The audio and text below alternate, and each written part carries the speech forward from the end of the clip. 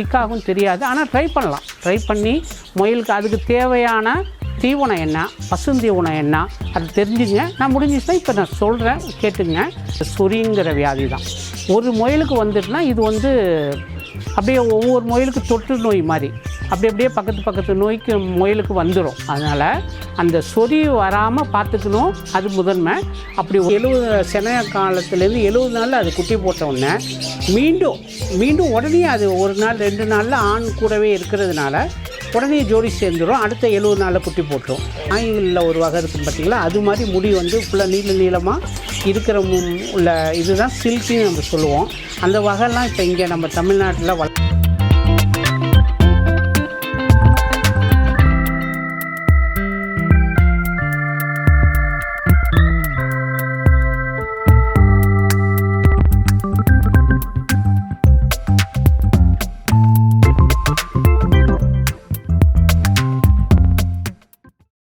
Okay.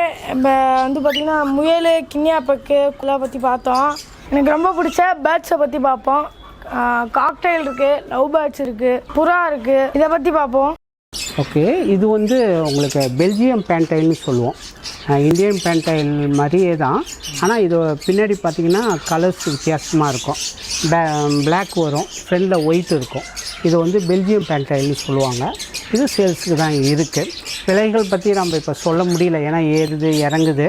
அதனால் யார் எப்போ வேணும்னு கால் பண்ணாலும் அந்த நேரத்துக்கு என்ன மார்க்கெட்டிங்கோ அந்த ரேட் நான் சொல்கிறேன். கட்டுப்படி ஆகிறவங்க வாங்கிக்கலாம். இது பெல்ஜியம் பேண்டைலு. இது வந்து இந்தியன் பேண்டைலு. இதில் வந்து பிளாக்கு ஒயிட்டு கலந்து மிக்சிங்கில் உள்ளது. இது வந்து மேலு, அது ஃபீமேலு. Black female. ஃபீமேலு. இது வந்து இந்தியன் பேண்டைலு. பெல்ஜியம் பேண்டைல் அளவுக்கு ரேட்டு வராது. ஆனால் கலர் மிக்சிங்னால ரேட் கொஞ்சம் கம்மியாக தான் இருக்கும். அழகுக்காக வளர்க்குறது தான், நம்ம அழகுக்காக வளர்க்கக்கூடிய ஒரு வகை. இது வந்து பட்டர்ஃப்ளை சேட்டின்னு சொல்லுவோம். இது ஒரு வகை. இது வந்து ஃபேன்சி ஐட்டம் தான். இது இப்போ அது குஞ்சு பிடிச்சிருக்கு, 2 குஞ்சு கீழே பிடிச்சிருக்கு. இது பட்டர்ஃப்ளை சேட்டின்னு வரும். குஞ்சு பிடிச்சி எத்தனை நாள் ஆகுது? 1 வாரம் ஆகுது. 1 வாரம் ஆகுது. இதுக்கு தனியாக செட்டப் எதுவும் பண்ணணுமா, இல்லை அதே குஞ்சு பிடிச்சிமா? இல்லை, அதுவே இது மாதிரி பாக்ஸ் வச்சுட்டா போதும். பானை வைக்கணும் அவசியம் கிடையாது. பானையும் வைக்கலாம். பானைன்னா உங்களுக்கு அது உட்கார்ற அளவுக்கு, அடைக்கு உட்கார்ற அளவுக்கு அகலமான ஒரு பானையாக வைக்கலாம். இல்லை பிளாஸ்டிக் வச்சு மரத்தூள் போட்டு வைக்கலாம். இதில் 2-3 வகை இருக்குது. நான் சும்மா நார்மலாக பாக்ஸ் வச்சுருவேன். பாக்ஸில் முட்டையில் அடை வச்சு அடை வந்துடும். இது கிளியாக என்னென்ன கொடுக்குறீங்க ஃபுட்டெல்லாம்? ஃபுட்டு வந்து இதை பாருங்கள், கொண்டக்கடலை கொடுப்பேன். கொண்டக்கடலை சாப்பிடும். இதில் என்னென்ன கலந்துருக்குன்னா கோதுமை, சோளம், அந்த சோளம், நெல், அரிசி, கம்பு, இது எல்லாமே மிக்ஸ் பண்ண ஒரு ஐட்டம். மிக்ஸ் பண்ணது டெய்லி தேவையான அளவு ஒரு 50 கிராம்லேருந்து 100 கிராம் வச்சோம்னா இது வச்சுட்டு தேவையானதை சாப்பிட்டு தேவையான வச்சிடும். டெய்லி தண்ணி வைக்கணும், சுத்தமான தண்ணியாக இருக்கணும். சுத்தமான தண்ணி வச்சிங்கன்னா தான் புறாவுக்கு, ஃபேன்சி புறாவை பொறுத்த வரைக்கும் ரொம்ப ஹெல்த்தியாக இருக்கும். நம்ம தண்ணி 2-3 நாள் மாற்றும் பொழுது அந்த தண்ணியில் இருக்கிற கிருமியோ பாக்டீரியாவோ புறாவை தாக்குறதுக்கு வாய்ப்பு உண்டு. அதனால் ஒரு நல்ல தண்ணி வந்து அதில் டெய்லி மாற்றணும். டெய்லி மாற்றினோம்னா சுகாதாரமாக இருக்கும். இதை வந்து நம்ம கிங்குன்னு சொல்லுவோம். இது வந்து கேரளாலேருந்து நான் வாங்கினது. இது கொஞ்சம் விலை அதிகம். ப்ரீடிங்காக ட்ரை பண்ணுவோம் அப்படின்னு சொல்லி இப்போ 3-4 மாதம் ஆகுது. சேல்ஸு கேட்டாலும் கொடுக்கலாம், ஒன்றும் இல்லை. நம்ம திரும்பி கூட நம்ம வேறு எடுத்துக்கலாம். இது இப்போ பேராக இருக்குது. இதுக்கும் சாதாரண புறாவுக்கு என்ன கொடுக்குறோமோ அதை கொடுத்தா போதும். நம்ம சோளம்லாம் கொஞ்சம் ஸ்வீட் கார்ன்லாம் எடுத்து தனித்தனியாக எடுத்து போட்டோம்னா நல்லா விரும்பி சாப்பிடும். கொஞ்சம் ஒரு புறா சாப்பிட்றது இந்த கிங்கு வந்து கொஞ்சம் அதிகமாக சாப்பிடும். இந்தியன் பேண்டையில் இது white colour, pure white, black touch இல்லாமல் இது ஒரு வெரைட்டி. இந்தியன் பேண்டைல்லையே வந்து ஆஸ்திரேலியன் பேண்டைல் இருக்குது, இந்தியன் பேண்டைல் இருக்குது, பெல்ஜியம் பேண்டைல் இருக்குது. அந்த வெரைட்டியில் பெல்ஜியமும் இந்தியன் பேண்டைலும் இப்போ தற்சமயம் கையில் இருக்குது. இது லூட்டினோ மேல் ஃபீமேலு, 1 வருஷத்து பீஸு. இதோட கிளச்சு வந்து 3-4 வச்சு எடுத்தாச்சு, எடுத்துட்டேன். அடுத்து முட்டைக்காக இருக்குது. ப்யூர் லூட்டினோ ரெண்டும் ரேட்டு வந்து இப்போ உங்களுக்கு தெரியும். உங்களுக்கு 3,500லேருந்து 4,500, 3 கம்மியாக போனால் 3, இந்த மாதிரி ரேட்டுக்கெலாம் இப்போ அப் அண்ட் டவுன் தான் இருக்குது. இப்போ இந்த 2023 கணக்கு 21, 22லாம் இதோட ரேட்டு அதிகமாக இருந்துச்சு. 5,000 வரைக்கும் இருந்துச்சு. இப்போ ரேட்லாம் குறைஞ்சிருக்கு. இன்னும் ரேட்டு குறையுமா இல்லை ரேட்டு ஏறுமா நமக்கு தெரியல. வேணுன்றவங்க சொன்னிங்கன்னா நம்ம சிக்கு ரெடி பண்ணி கொடுக்குறோம். பேரண்ட் ஸ்டாக் கொடுக்கறது கிடையாது, ஒரு சில பேரண்ட் ஸ்டாக் மட்டும்தான் கொடுப்போம்.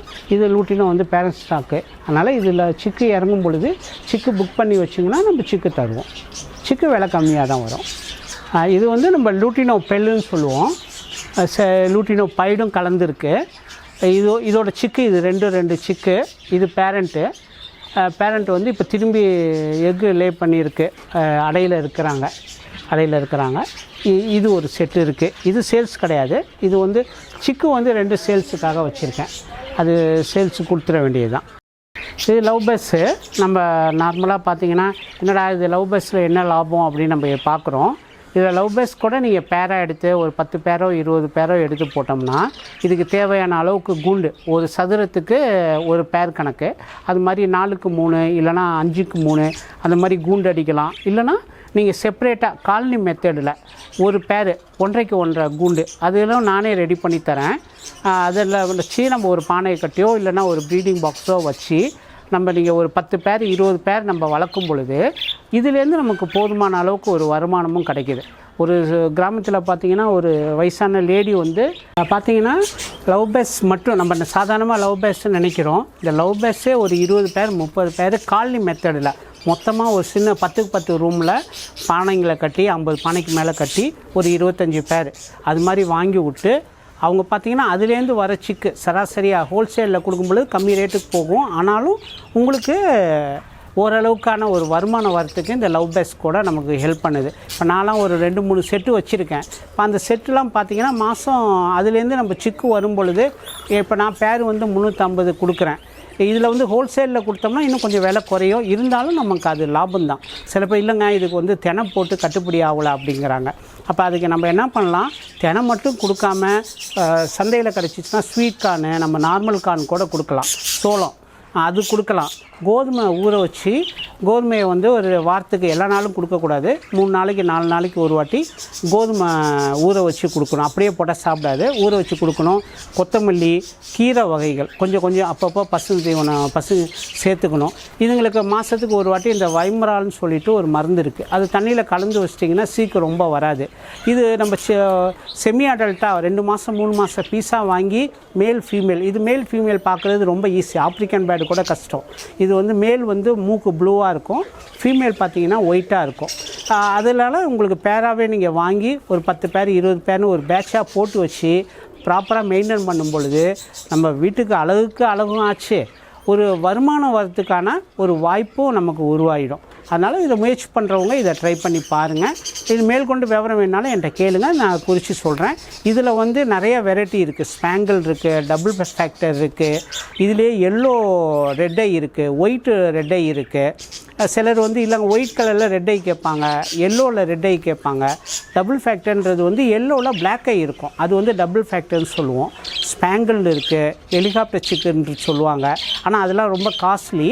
இப்போ நம்ம நார்மல் லவ் பேஸ் வளர்த்தாலே போதும். எங்கே மார்க்கெட்டிங் பண்ணுறது அப்படின்ற ஒரு டவுட் இருந்துச்சுன்னா என்கிட்ட கால் பண்ணுங்கள். நான் அந்த மார்க்கெட்டிங் பண்ணுறதுக்கான ஐடியா தரேன். நம்ம திருச்சிக்குள்ளே இருக்கிறதுனால மார்க்கெட்டிங் பெரிய விஷயமே கிடையாது. பொன்மலை சந்தை இருக்குது, அங்கெல்லாம் போனோம்னா ஹோல்சேலில் நம்ம கொடுக்கும் பொழுது வாங்கிக்குவாங்க. ரேட் என்ன கொஞ்சம் முன்ன பின்ன போகும், ஆனால் கண்டிப்பாக மார்க்கெட்டிங் பண்ணுறது ரொம்ப ஈஸி தான். இது வந்து க்ரீன் ஃபிஷ்ஷர் ரிங் வெரைட்டி. இது பேர் என்கிட்ட அதிகம் இல்லை, கம்மியாக தான் இருக்குது. இதுவும் வந்து பார்த்திங்கன்னா ஆனால் இதில் வந்து மேல் ஃபீமேல் பார்க்குறது கொஞ்சம் சிரமம். அதுங்க நல்லா பேர் ஆனதுக்கப்புறம் தான் நல்ல செமி அடல்ட்டாக நம்ம நிறையா வாங்கி போட்டு பேராக பார்க்கணும். அதுங்களாக ஒன்று சேரும் பொழுது தான் அது குறித்து நம்ம பேர் தெரியும். இல்லைனா டிஎன்ஏ பார்த்து கண்டுபிடிக்கலாம். இல்லைனா நீங்கள் செமி அடல்ட்டாக ஒரு 20 பீஸ் 30 பீஸ் அது மாதிரி மொத்தமாக வாங்கி போட்டு மேல் ஃபீமேல் சேர தனித்தனி பேராக எடுத்து போட்டு இப்போ ரேட்டு குறைஞ்சிருக்கு. கொஞ்ச நாளைக்கு முன்னாடிலாம் இந்த பேர் வந்து 2000 வரைக்கும் போயிட்டு இருந்துச்சு.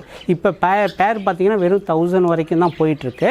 ரிங் வெரைட்டி இது வந்து ஒரு சிலர் ஆசைப்பட்டு வளர்க்குறவங்களும் இருக்கிறாங்க. இதை வந்து பிஸ்னஸாக செஞ்சு நல்ல வருமானம் பார்த்தவங்களும் இருக்கிறாங்க.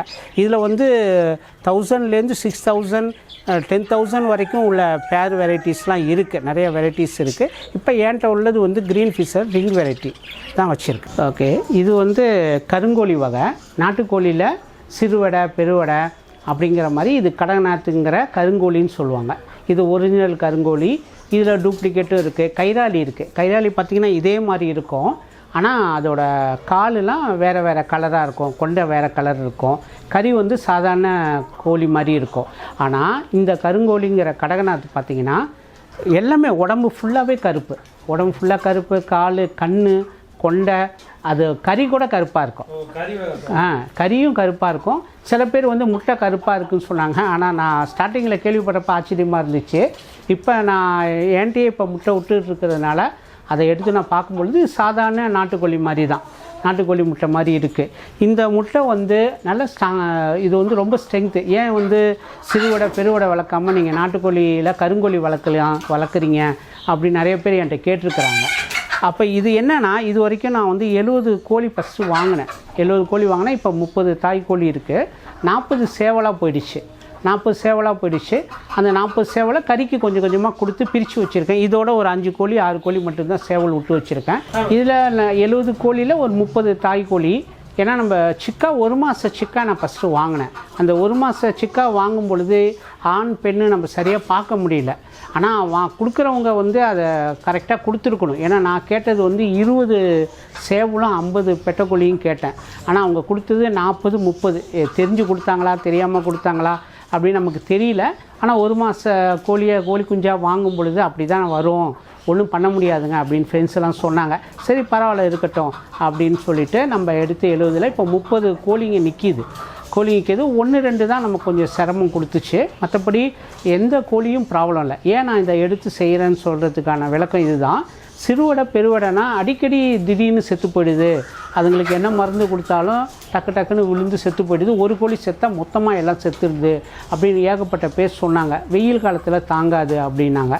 ஆனால் இது பார்த்திங்கன்னா எல்லா காலகட்டத்துக்கும் நமக்கு ஒரு போதுமான அளவுக்கு வருமானம் கொடுக்குற ஒரு கோழியாகவும் இருக்குது. அதுங்களுக்கு சைட்லேருந்து இழப்பு இல்லாமல் இருக்குது. எது கொடுத்தாலும் சாப்பிட்டுக்குது. தானிய வகை கொடுத்தாலும் சாப்பிட்றோம். நம்ம வீட்டில் இருக்கக்கூடிய பழைய சோறு என்னென்ன பழசு மிஞ்சுதோ எதை கொடுத்தாலும் அதையும் சாப்பிட்றோம்.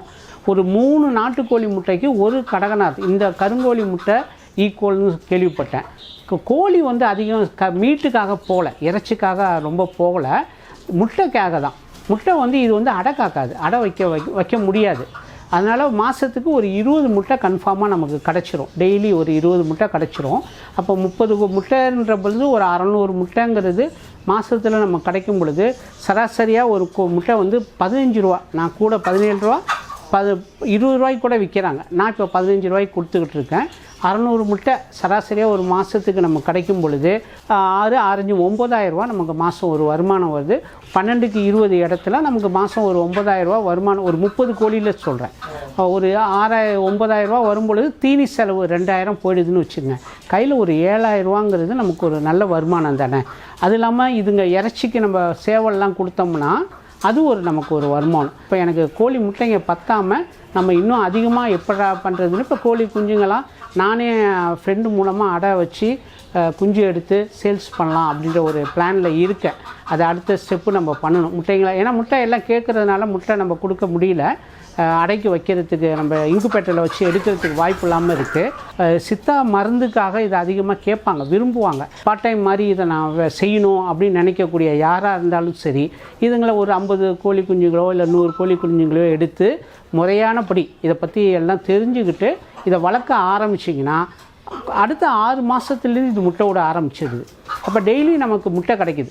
முட்டை வேணால் இப்போயே கூட நீங்கள் அவர் வீடியோவில் காட்டுவார் பாருங்கள். 15லேருந்து 30 கோழிக்கு வந்து 15 முட்டை நமக்கு சராசரியாக கிடச்சிருது. அப்போ மாதத்துக்கு நமக்கு எவ்வளோ வரும்னு பார்த்துக்குங்க. தொடர்ந்து வந்துடுது. கருங்கோழி உயிரிட 390 கொடுத்துக்கிட்டு இருக்கேன். 3 சேவல் வந்து 1.5 கிலோ 1.25 கிலோ வரும். ஒரு கோழி வந்து 390ன்னு உயிரிட க்ளீன் பண்ணி கொடுக்கறதெல்லாம் ஃப்ரீயாக கொடுத்துருவேன். கறியாக கேட்டாங்கன்னா இல்லை கோழியாக வாங்கினாலும் வெயிட் கணக்கு கொடுத்துட்றது. பெட்டக்கோழி நிறைய பேர் கறி கேட்குறாங்க. நான் இப்போ முட்டை எடுத்துக்கிறதுனால நான் அதை கொடுக்கறதில்ல. அப்படி ரொம்ப ஃபோர்ஸ் பண்ணி கேட்டாங்கன்னா ஒரு பீஸ் 800ரூவான்னு சொல்லி கொடுக்கலாம் பெட்டக்கோழி.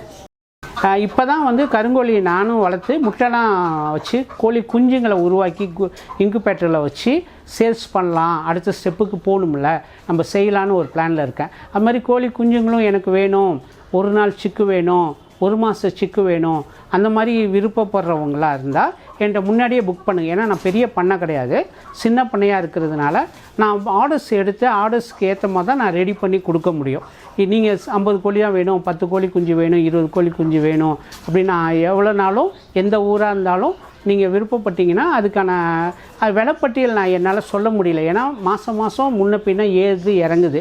நீங்கள் ஏன்னா இப்போ இதை சொல்லிட்டா என்ன சார் நீங்கள் வீடியோவில் ஒரு ரேட் சொன்னீங்க, இப்போ ஒரு ரேட் சொல்கிறீங்களே அப்படின்ற முரண்பாடு வரும். அதனால் நான் ரேட்டு வந்து அதான் எனக்கு போதுமான அளவுக்கு என்ன இருக்கோ வெளியில் உள்ளதை விட நான் கம்மியாக தான் கொடுப்பேன். தேவைப்படுறவங்க ஒரு மாதமோ 2 மாதமோ உங்களால் வெயிட் பண்ண முடியும் அப்படின்னா முன்னாடியே புக் பண்ணி அட்வான்ஸ் பண்ணிட்டீங்கன்னா அதுக்கு ஏற்ற மாதிரி நான் உங்களுக்கு ரெடி பண்ணி கொடுக்க முயற்சி பண்ணேன். என் பேர் வந்து செல்வம். என்னை வீடியோ எடுத்து இதை பப்ளிசிட்டி பண்ணுறதுக்காக வந்த நண்பருக்கு நான் நன்றி சொல்கிறேன். முதலாவது இது வந்து காட்டூர் பகுதியில் இருக்குது. காட்டூர் தெற்கு காட்டூர்னு சொல்லுவாங்க. திருவரம்பூருக்கும் பால் பண்ணைக்கும் நடுப்புற இருக்குது. என்னோடய ஃபோன் நம்பர் வந்து 8946079569. இந்த கீழே நம்பர் கொடுப்பாங்க, போய் பார்த்துங்க. ரொம்ப நன்றி. ஸோ ஓகே ஃப்ரெண்ட்ஸ், இதோட இந்த வீடியோ முடியுது. இந்த வீடியோ பிடிச்சிருந்தா லைக் பண்ணுங்கள், ஷேர் பண்ணுங்கள், கமெண்ட் பண்ணுங்கள். மறக்காம நம்ம சேனலுக்கு சப்ஸ்கிரைப் பண்ணுங்கள். பக்கத்துக்கு பெல் ஐக்கானை கிளிக் பண்ணி ஆல் கொடுத்துருங்க. Okay bye.